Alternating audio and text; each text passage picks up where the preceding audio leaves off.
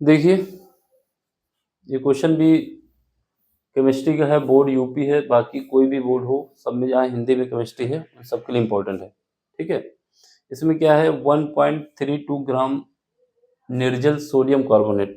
देखो, sodium carbonate का formula अगर हमें याद है N2CO3, ठीक है? तब भी काम बन जाता, नहीं याद तब भी काम बन जाता।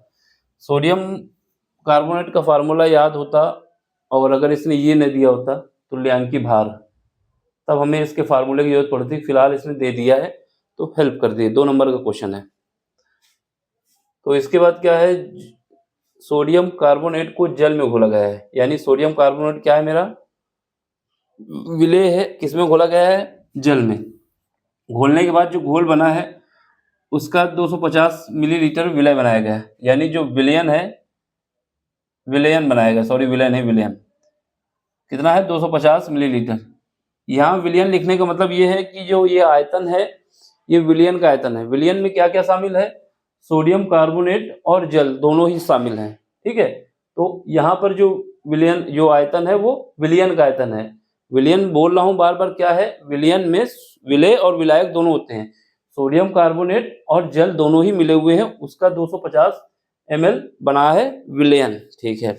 अब आपसे क्या पूछा जा रहा है कि विलयन की नॉर्मलता आपको बतानी है। तो नॉर्मलता का फार्मूला क्या होता है, देख लो जरा पहले तो सॉल्यूशन में। नॉर्मलता का फार्मूला होता है n से लिखा जाता है नॉर्मलता, ठीक है? और क्या होता है, जिसमें मिला है, क्या, सॉरी, जो विलय है, विलय का भार कितना है, विलय का भार होगा ऊपर, नीचे क्या होगा, तुल्यांकी भार होगा। किसका होगा, जो विलय है उसका तुल्यांकी भार होगा। और फिर क्या होगा, वॉल्यूम होगा, किसका होगा, यहाँ पर वॉल्यूम होगा विलयन का। ये दोनों चीजें क्या है, ये विलय की हैं, लिख दे रहा हूं मैं, ये भी विलय का है, लेकिन ये जो है ये विलयन का है। यही नॉर्मलता का फार्मूला है। ये तीनों चीजें, चारों चीजें याद होनी चाहिए। मैं क्या बोल रहा हूँ सुन लो, फिर से सुनो। सबसे पहले क्या है, हमारे पास नॉर्मलता निकालनी है। नॉर्मलता निकालने के लिए कौन सा फार्मूला यूज होगा, n इज इक्वल टू, यहाँ पर क्या है, W जो ऊपर लगा हुआ है, ये जो विलय मिलाया जा रहा है, जैसे यहाँ पर सोडियम कार्बोनेट मिलाया गया है तो उसका भार होगा। नीचे क्या आएगा, तुल्यांकी भार। तुल्यांकी भार भी किसका आएगा, जो हमारा सोडियम कार्बोनेट है वो आएगा, यानी विलय आएगा। और जो V है ये हमारे पास विलयन और विलय दोनों का आयतन है। अब यहाँ पे दिया क्या है, यहाँ पर दिया गया है, दिया है क्या, कि हमारे पास विलय का भार कितना है, 3 विलय का भार 1 जिसको हम W से लिखेंगे, W इज इक्वल टू 1.325 ग्राम है, ठीक है? इसके बाद विलय का तुल्यांकी भार, विलय का तुल्यांकी भार जिसको E से लिखा जाएगा, ये कितना है, ये हमारे पास दिया हुआ है 53 ग्राम, ठीक है?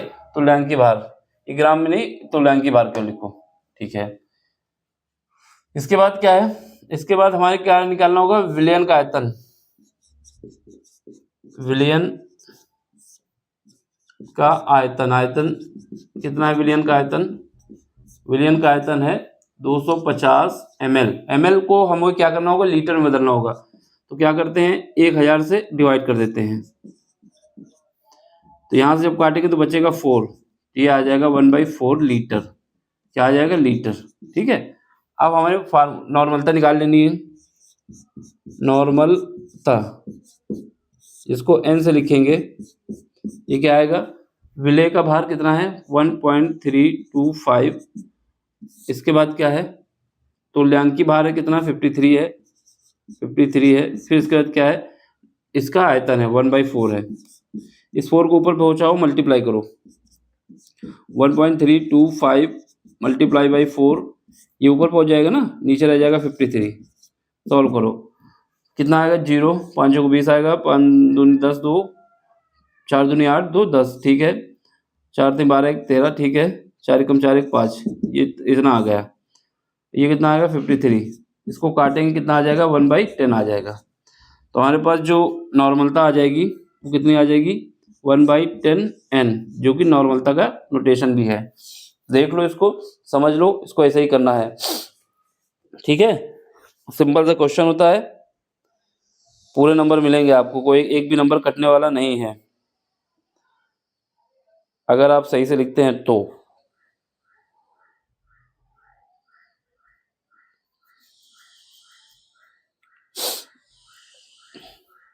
इसकी एक यूनिट और लिख सकते हो, क्या है, इसको 0.1 ग्राम तुल्यांकी पर लीटर, इसको ये भी लिख सकते हो। बाकी नॉर्मलता एन लिख दोगे तब भी काम चलेगा। 2 नंबर में क्वेश्चन है, इसको ऐसे ही करना है जिस हमने आपको बताया है। ठीक है, पूरे नंबर मिलेंगे। सबसे बेस्ट तरीका ये है कि हमें अगर ये फार्मूला याद है तो हम सब कर लेंगे। क्या याद है कि यहाँ पर जो विलय मिलाया गया है, कितना मिलाया गया है 1.325 ग्राम निर्जल सोडियम कार्बोनेट को जल में मिलाया गया है, यानी ये विलय का भार है। यहाँ पर ई क्या है, जो हमारे पास दिया गया है, जैसे हमारे पास सोडियम कार्बोनेट दिया गया है विलय, उसका तुल्यांकी भार लिया जाता है। तुल्यांकी भार यहाँ दिया है, नहीं दिया होता तो फार्मूले का यूज करते। इसका फार्मूला क्या होता है सोडियम कार्बोनेट का, सोडियम कार्बोनेट का फार्मूला होता है N2CO3।